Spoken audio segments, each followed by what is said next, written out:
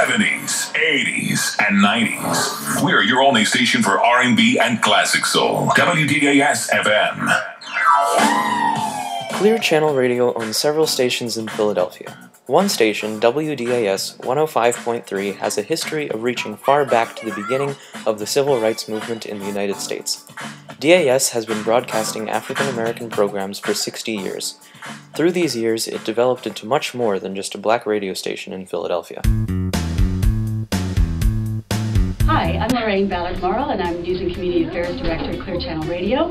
WDAS is one of our radio stations, and we're going to take a look at the studio, so come along with me. On October 19, 1950, Dr. Max M. Leon, a white man, purchased the station for $500,000. He proceeded to hire Bob Klein, his son-in-law, who decided to change the station's format to one that would increase respect for African Americans and give them representation. This was a time when Jim Crow laws were still prevalent, when hate crimes were common, and when segregation was visible throughout the entire community. The truth is, in 1957, in 1962, in 1970, if you had a shoe store and you were white, and you had a black person buying shoes in your shoe store, you thought you were going to lose your white customers. Most coverage on black issues was negative. The black community was faced with underrepresentation in newspapers, television, and radio. It was during this period that DAS showed its innovation by becoming one of the first black radio stations in the nation and the first in Philadelphia. Leon and Klein created an integrated environment in the station. They offered training and jobs for African Americans. This proves yet another innovation, since no other radio stations would hire African Americans, especially for executive positions. You couldn't get a job at a white station if you weren't white. It's a fact. DAS created a place for talented radio people of color to be.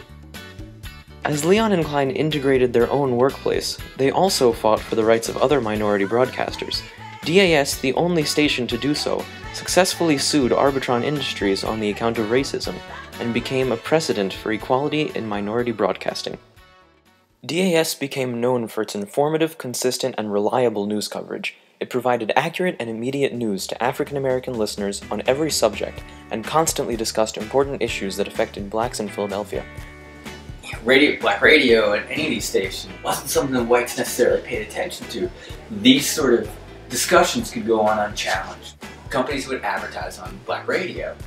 That was an announcement that blacks were welcome, and that was really important. What businesses they could patronize and not sort of feel the sting of Jim Crow in the North. It played this central role as a community board, as a place where African Americans could speak to African Americans.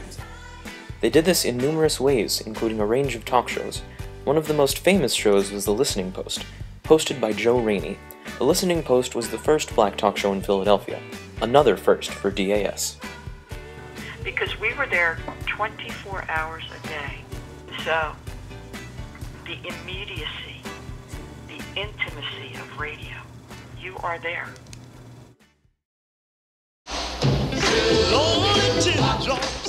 Not only was DAS recognized for its news department, but also for its music programming.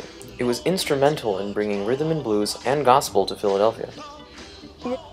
This is music that embraces deep African American political traditions, the traditions of gospel, the traditions of call and response, the impulses of blues to sort of recognize pain. It's the sound, the wail, and freedom of Ray Charles' voice, the kind of absolute anarchy of James Brown is really where freedom lies. Were it not for WDAS, African American musicians who now are proudly embraced by Americans of all races as their own might never have had the opportunity to be heard. They got it played on the radio. That was the difference. You can make all the music you want. If nobody plays it, then. And WDAS was the outlet. They would play the black artists. So that's basically what the role that DAS played in the Philadelphia music market was, to get the songs out. They elevated black musicians such as the Delphonics, the Four Tops, and the Temptations. DAS organized freedom shows, which brought famous rhythm and blues musicians from all over the world to Philadelphia and raised money for civil rights and charities. Freedom shows made Philadelphia a center for black music. Georgie Woods, a popular DJ who was considered to be the most involved during the civil rights movement, hosted these freedom shows. The DJs or the disc jockeys there were spokespeople, and they were, you have to remember that they not only were on the radio, but they attended community events. They were always in the community, and they were knowledgeable about people like Frank Rizzo and some of the things that were going on in the 60s that were that definitely affected the minority communities. Many DAS disc jockeys and radio personalities led fundraisers and radiothons. In 1972, there was a nationally recognized life-a-thon, which people gave up their weapons and pledged to a life of nonviolence. And frankly, also WDAS charities. An enormous contribution, consciousness raiser, like a steamroller on the side of the Angels. Of course, the most noteworthy impact that DAS is credited for was creating one of the first and only news departments completely dedicated to covering the civil rights movement. We did a tremendous job in terms of bringing the civil rights movement to your home. Without radio, there would have been no civil rights movement. It covered national breakthroughs from Brown versus Topeka Board of Education to the Birmingham church bombings, to the passage of the Civil Rights Act of 1964. During the Philadelphia riots in August of 1964, DAS became a channel of communication between nonviolent civil rights activists and angry rioters. DAS also helped notable civil rights figures, such as Reverend Leon Sullivan with a successful boycott against the Greyhound Bus Company in Philadelphia. It also founded Cecil B. Moore's campaign and aided in his fight for the integration of Girard College. Both Martin Luther King Jr. and Malcolm X made appearances at the radio station and made it one of the few stations that had this honor. DAS invited Malcolm X at a time when other stations would not receive him. However, his last arrival at the station caused much commotion. After receiving a life threat, Malcolm X was granted the protection of the Philadelphia police force. There was an elite squad of 100 Philadelphia police officers. There were also 14 dogs sent to guard Malcolm that night. As for Martin Luther King Jr., DAS introduced him to Philadelphia. Furthermore, DAS offered free bus rides to the March on Washington to anyone who wanted to go. DAS forged King's alliance with the NAACP and was the first station to air the talk show Martin Luther King Speaks.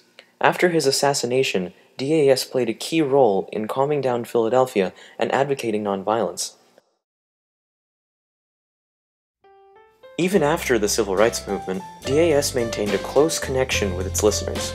It developed into a trusted household name for African Americans, and resulted in DAS becoming an influential voice for products bought and candidates supported.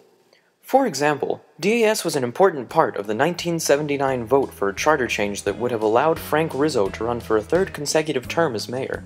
Frank Rizzo was known to have a rocky, volatile relationship with the African American community. Frank Rizzo did enormous amounts of scare tactics to shut us up, but we came out anyway against his being mayor ever again, and he lost. In the late 1970s, DAS sponsored a yearly event for the African American community in Philadelphia called Unity Day. Unity Day soon progressed into a grand event. I started going to Unity Day when my children were little. The first booth that you would get to, regardless of where you started on the Parkway, they would give you a bag and you would just be putting information in about health care, about educational programs, about child care programs, because WDAS, they coordinated this whole thing, and they coordinated the music. Live entertainers that were famous, and it was all free. All you had to do was show up. DAS was a radio station dedicated to helping society in Philadelphia. It inspired hope, unity, and self-respect in the black community. It showed Philadelphia and the nation that there's much more to African Americans than what the media portrayed. DAS will always be remembered as the station that stepped up in a time of racial inequality and which continued to stand by a community in need in ways that no one had ever done before.